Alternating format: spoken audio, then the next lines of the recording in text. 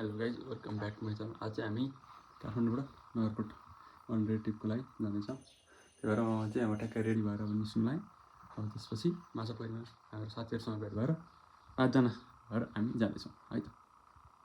हामी चाहिँ अब यहाँ सबजना भेट हुँदैछौँ। हाम्रो अर्को यहाँ साथी आइसक्नु भयो पुजनजी र उहाँ हुनुहुन्छ हाम्रो यहाँको यहाँ हुनुहुन्छ हाम्रो 8जना यहाँ हुनुहुन्छ।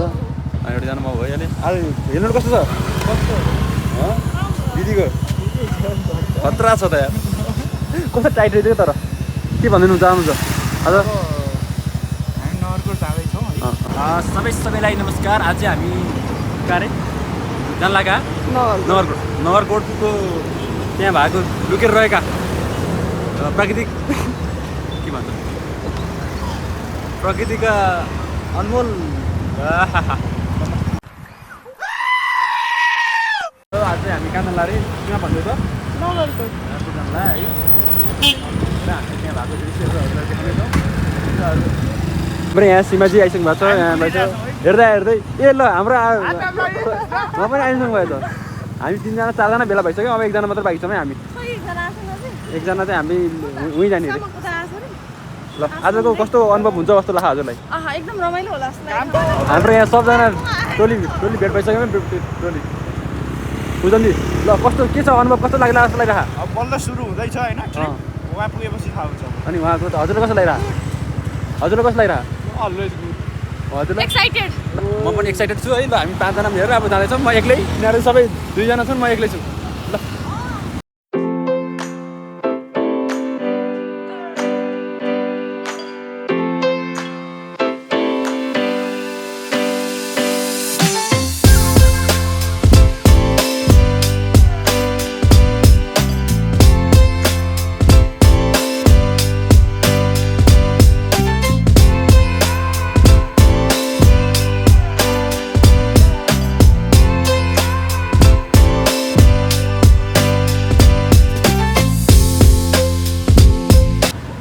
के खा तिमीले? Mango pineapple. हेर त मलाई कसैले दिएनन्। मैले देखाएँ नाटी मैले देखाएँ यिनीहरूले। म एक्लै यहाँ यतिकै बसिरहेको छु। म यिनीहरूलाई एक्लै गराछ विवेकलाई। म बोलिदिनु पर्छ अब। कस्तो हो?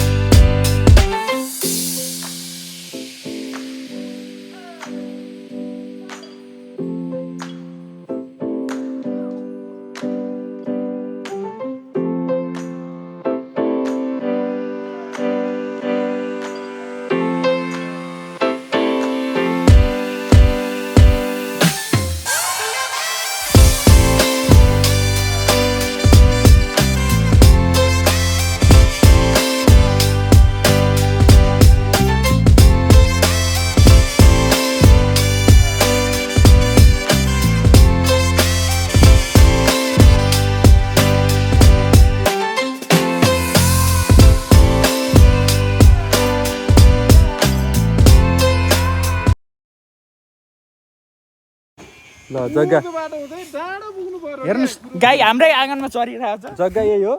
ल तपाईँलाई कस्तो लाग्छ भन्नुहोस्? अलि ठाडो रहेछ। जग्गा चाहिँ यही हो जीवनजी। जग्गा यही हो, चौकबाट मिलेको छ। ट्याक्कै रोडबाट यसो उकासी ट्याक्क मिल्छ। ल हजुरलाई सबैको कति हो खाना यसो गर्नु पर्यो। सबैको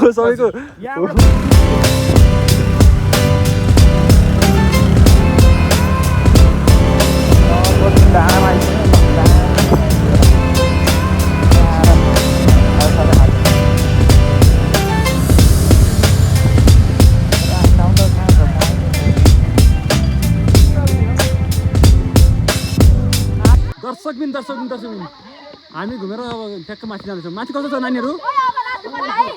दामी छ। ल है त हजुर हामी चाहिँ जीवन सर हाम्रो डेस्टिनेसन चाहिँ अब भ्यू टावर मार्फत त्यससम्म जाने भइरहेको छ। हजुर तर यहीँ रहेछ। ए भ्यू टावर यही हो। भ्यू टावर ल यो त सुरु हुने बित्तिकै खत्तम हो त यार। ए भ्यू टावर 10-20 मिनेट त हिँड्नु परोस् न नि सोचे सुरु हुने बित्तिकै सकियो त्यो त ल खोइ अब क्यामेराम्यान म भन्छु कि होइन म भन्छु कि ल हेलो एभ्रिवान हामी चाहिँ फाइनली अब भ्यू टावर भएको ठाउँसम्म आइसक्यौँ यो रोडबाट हामी 5 मिनटको यात्रापछि हामी आइसकेका छौँ अलिकति ठाडो रहेछ अनि ल देख्न सक्नुहुन्छ टावर चाहिँ त्यहाँ छ अनि हाम्रो विवेक सर पुरन ब्रो अनि म चाहिँ जीवन के भन्न चाहन्छौ के भन सिमी अनि मिमी ग्राभिटी स्टेसन रे कस्तो हो यो न्युट्रनले स्याउ यही पता खसे टाउको खसे एउटा स्याउ ल्याएर झर्ने भन्दैछ न्युट्रनको स्याउ खसे यही हो रे टाउका ग्राभिटी स्टेसन ल काँक्रो फाल्यो थियो काँक्रो फाल्यो किन यस्तो गरेका त ल त्यही अब अलिकति माथि गएर हामीले फेरि देखाउनेछौँ के देखियो त ब्रो अनि त्यहाँनिर खै त्यो काँक्रो खाएर फाल्यो नि के हो त रसिन जस्तो रहेछ के हो होइन होइन त्यो ग्राभिटीवाला त्यो त्यहाँ गएर अड्किँदै भनेर हो के यता चौर पनि रहेछ हाम्रो फेरि यहाँ चौर पनि छ हामीले त्यहाँनिर मनोरञ्जन पनि गर्न सक्छौँ होइन नानीहरूले त्यहाँ रमाइलो गरिरहेको छन् ल त्यही हो अब हामीले चाहिँ हामी मार्फत केही प्रमोट हुन्छ कि भनेर हामी आइसकेका छौँ फाइनल्ली है गाइज अब ल फाइनली हामी आइसक्यौँ ल ल हामी चाहिँ अब ट्याक्क लाएर कहाँ आइपुग्यौँ जीवन सर यो हामी टावरमा के भन न आऊ न काँक्रो बसायो काँक्रो ल हामी चाहिँ अब यहाँ टावरमा आइपुग्यौँ यहाँबाट सर र हेर्ने भन्ने हाम्रो सोच छ यो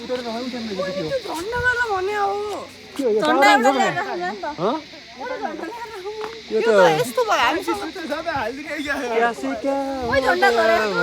के हो टावरै मतलब टावर चित्त भयो क्या होइन बुझेन अरू पनि छ तर अहिले हामी घुम्दैछौँ नि त हामी चाहिँ आज फुल डे बाँकी होइन फुल डे बाँकी छ हाम्रो जीवन सरले हाम्रो ल्याउनु भएको छ ल्याउनु म ढुक्क छु म जीवन सरले हामीलाई बेलुकासम्म केही न केही न केही देखाएर लानुहुन्छ भन्ने मलाई आशावादी छु एकदम आशावादी उहाँ चाहिँ यस्तो मस्किनु भयो किन भनेर हामीलाई थाहा छैन फोन आयो उसको उहाँको राम्रो हो एक्जाम कस्तो भयो अरे अब घुम्न आयो एक्जाम कस्तो भयो एक्जाम हाम्रो मिस के भन्दैछ miss world miss beautiful miss beautiful भन्दैछ नमस्कार क्या टक गरेर आउनुहोस् त कहाँबाट आउने म आउँछु ल त्यताडी कार्पेट उचाइदियो न रेड कार्पेट हेलो ल अब विवेक के भन्न चाहनुहुन्छ तपाईँ अब आज एकदम नेपालकै सन्दा अग्लो टावर रे यो हजुर ल ल ल कायम राख्दैछ है ल ओके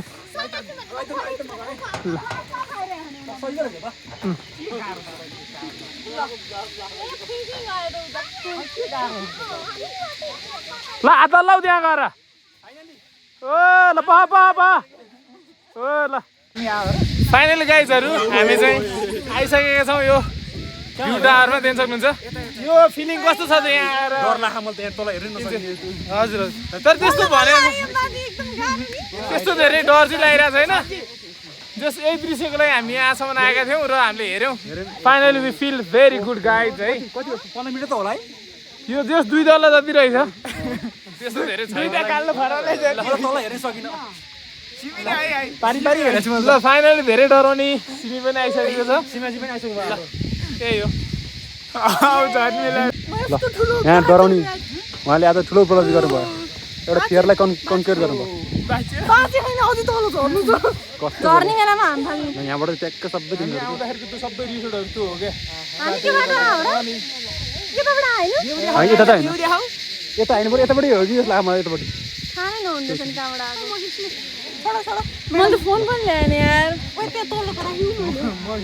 यो टावरमा चढेर फर्किनु कस्तो लाग्यो तपाईँ अनुभव कस्तो लाग्यो एकदम रमाइलो सीमाजीलाई कस्तो लाग्यो अनुभव हाम्रो यहाँबाट अलिकति डराउनु भएको चाहिँ उहाँ हो डराउनु भएको चाहिँ उहाँ हो हाम्रो हजुर कस्तो लाग्यो सिम्पल नर्मल हो यो त घरको भरि चढेको त हो घर बुइकल चढिरहनु पर्थ्यो हेर्नु भन्नुहोस् मैले चाहिँ फाइनली भन्दा नि धेरै पहिला देखेर लाइफको एभ्री सिङ्गल मुमेन्ट इन्जोय गर्न सिकेको छु त्यही भएर सबै चाहिँ मलाई चाहिँ इन्जोय हुन्छ मान्छेहरू ठिक छ यहाँ ग्राभिटी स्टेसन रहेछ यहाँ ठिक के रहेछ यो त थाहा चाहिँ भएन तर लेखेर चाहिँ ग्राभिटी स्टेसन भनेर लेखेको छ। हामी चाहिँ त्यो टावर चढेर फर्किसक्यौँ।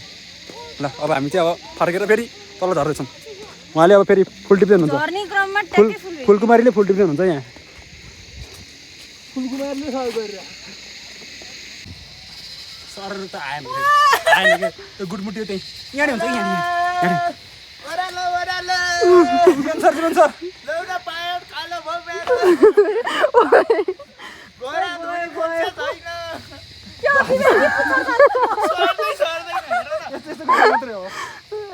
ओए के गरे